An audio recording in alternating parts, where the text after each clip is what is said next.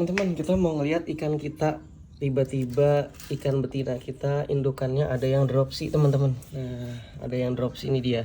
Jadi ini perlu hati-hati ya teman-teman ya. Wajar sih ya kalau emang dropsy ya. Kadang ya namanya manusia kan aja manusia namanya ikan ya. Namanya makhluk hidup, makhluk hidup ya pasti ada sakit-sakitnya gitu. Nah, ini teman-teman bisa lihat di sini. Iya, atuh ini kucing gangguin mulu. Sorry ya. Gangguan teknis. Ini resek banget ini. Gak usah.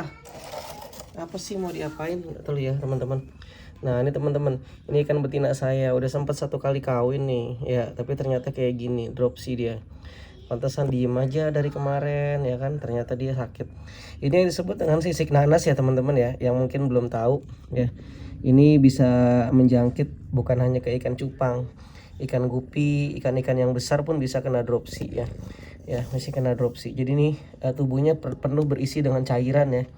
Tubuhnya penuh berisi dengan cairan. Aduh nih kucing nih resek banget ya. Aduh. Sorry gangguan teknis ya. Jadi ini tubuhnya penuh dengan cairan teman-teman. Dan ini ada yang ya menurut literatur yang saya baca sih ya, ada yang infeksius, ada juga yang enggak. Ada yang memang bisa menular, ada juga yang enggak, tergantung dropsinya tuh karena apa. Yang pasti ini terjadi penumpukan cairan di dalam tubuh gitu. Dan biasanya kalau gejala dropsi kayak gini teman-teman, kalau sakit dropsi kayak gini jangan dikasih makan dulu, istirahatkan, puasakan dulu biasanya beberapa hari. Nah setelah itu kasih makan dikit aja gitu. Nah gimana, saya pernah dulu sekali doang ya menyembuh, alhamdulillah ya, bisa bisa uji coba dan ternyata bisa sembuh ya. Ya Allah yang menyembuhkan ya. Tapi intinya saya pernah nyoba dan berhasil. Waktu itu saya gunakan garam Epsom. Ini garamnya entah udah kemana tahu. Garam Epsom beberapa hari saya kasih. Setelah itu saya kasih ini juga teman-teman. Saya sempat beli ya, tapi ini udah lama, udah kena matahari, entah masih bisa apa enggak ya. Ini saya beli anti inflammation ini, anti kembung, anti mikrobial dan aman untuk binatang. Ini dia. Saya pakai ini kemarin teman-teman. Jadi sempat saya sembuh ikan saya waktu itu, indukan juga. Sempat indukan saya yang super red dulu sempat sakit dan saya kasih ini, alhamdulillah seminggu lebih lah, kira-kira hampir 2 mingguan lah ya. Jadi ikan saya bisa sembuh. Nah ini tadi udah saya kasih ini, kita lihat apakah masih bisa ada harapan atau tidak gitu. Yang pasti memang kalau udah kena dropsy kayak gini sih ya apa namanya ya, kemungkinan sembuhnya tuh kecil ya teman-teman ya gitu. Dan apa namanya, oh ada kutu jetnya ada cyclopsnya tuh di sini teman-teman. Nih yang nanyain cyclops atau kutu jet, nih kutu jet tuh kayak pesawat jet kan. Oh.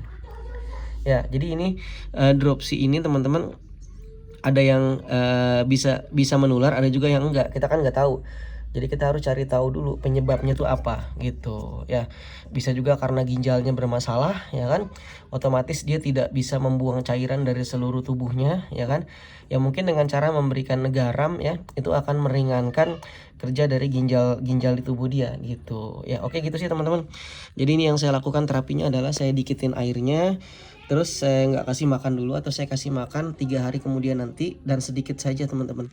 Dan kita kan khawatir kalau dropsy yang terjadi ini adalah dropsy yang infeksius, yang ternyata akan menular. Makanya hati-hati banget ya. Jadi kita kan nggak tahu ini penyebabnya apa si dropsy yang ini ya, karena kan harus dicek dulu. Ini penyebabnya apa, bakteri atau mungkin karena kerusakan organ ya. Bisa juga karena dua-duanya teman-teman. Tapi supaya aman menurut saya nih, ini kan ada tanaman air nih. Beringat tanaman airnya jangan dipakai lagi. Takutnya kan biasanya saya kalau ada tanaman air kayak gini, nanti saya pindahin ke kolam, takutnya malah nanti infeksinya menyebar ya. Apa namanya, malah menular. Lebih baik ini dibuang aja gitu, jangan dipakai lagi ya. Dan airnya ini kalau bisa kan, kadang-kadang kita kalau ngasih makan kan kadang-kadang serokannya kita masukin ke dalam ya, atau kadang-kadang bekas kita kasih makan ikannya itu misalnya pakai apa tuh, pakai tongkat, pakai garpu atau pakai apa. Kadang-kadang kalau saya begitu, saya jarang sih saya semprot-semprot, biasanya saya pakai tongkat kecil gitu, saya ambil jentiknya tuh saya masukin ke tempat-tempat ikan. Nah kadang-kadang itu kita pindahin ke ikan-ikan yang lain, nah takutnya nanti menular gitu. Kita kan menjaga ya, lebih baik mencegah daripada mengobati. Oke, itu mungkin teman-teman tips kalau kena dropsy ya, kemungkinan sembuhnya kecil ya. Dan dijaga supaya ini tidak menular. Di karantina kalau bisa, jangan digabungin dengan yang lain, apalagi kalau sampai ini dikawinin. Wah lebih parah ya kalau sampai ini dikawin dengan cupang jantan, itu bisa-bisa cupang jantannya ketularan. Tapi saya pernah ngalamin teman-teman dropsy, saya pengen uji coba aja ikan dropsy itu saya kawinin. Alhamdulillah jantannya selamat gitu. Nah berarti itu kemungkinan besar si jantannya emang lagi bagus ya sistem imunnya, atau mungkin dropsy yang terjadi pada si betinanya itu adalah dropsy yang tidak apa namanya, tidak infeksius gitu. Penyebabnya itu bukan karena bakteri atau jamur atau virus mungkin ya. Nah, jadi makanya selamat ikan jantannya gitu ya. Dan itu anehnya, itu telurnya keluar teman-teman gitu, dan ada anaknya. Emang udah rezekinya ya. Oke, itu aja teman-teman, terima kasih. Assalamualaikum warahmatullahi wabarakatuh.